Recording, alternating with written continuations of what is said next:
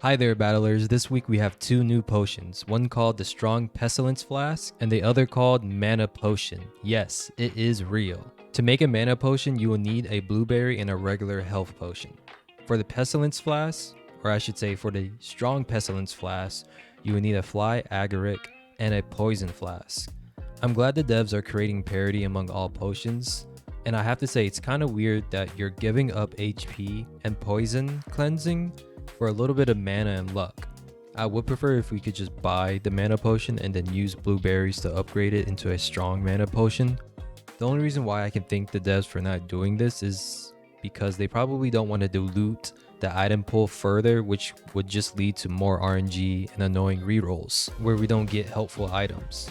If this is the case, I think they could just increase the item slots in the shop from 5 to maybe 6 or even 7 to help combat the item dilution, but that's just my opinion. Do you guys think it's a good idea to give up healing and cleansing for a little bit of mana and luck? Let me know. The Strong Pestilence Flask is another interesting choice since you need a Fly Agaric to make it. This means this potion is a Reaper only item, which isn't such a bad thing as long as it means the Ranger and future classes get their own potions too. Plus, it kind of makes sense since the Pestilent Flask just plays into the Reaper's strength. It is going to be interesting what they do for Ranger though. If they do make a potion for the Ranger class, would it give more luck and crit chance, or would it be a potion that reflects the properties of a carrot? I'm really excited to see what the devs do in the future with this concept. Nonetheless, the next big change is to pans, mainly Excalibur and Pandemonium.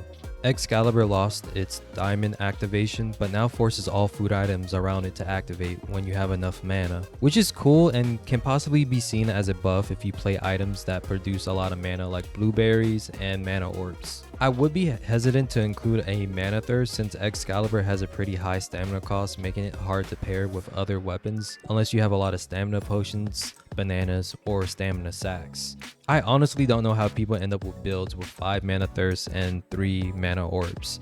It's just crazy to me, but if you're lucky enough to be one of those people, then you're eating good with the Excalibur. Nonetheless, I did find it hard to make an Excalibur since the beta is full of Diamond Master and Grandmaster builds. And if you want to join the beta, I did make a video on that yesterday that you can check out. And if you're lucky enough to make an Excalibur, then you can really benefit from having a green thumb. The next change is to Pandemonium. It also no longer has its diamond activation, which makes items trigger faster when an opponent's HP is below 35%. I'm gonna miss this feature because it made closing out rounds a bit easier, especially against people who love using stone potions.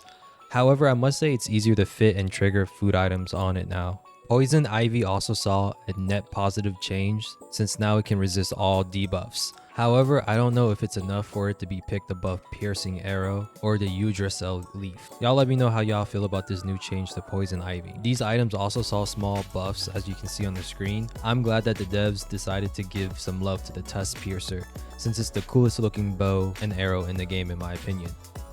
And I also want to hear from you guys, which of these items are you glad got buffed?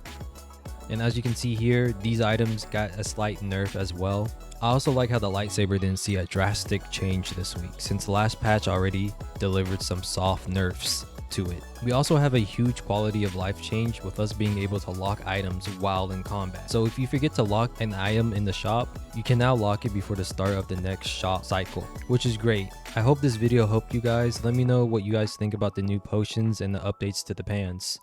Till next time, stay safe and I'll see you guys in the next one.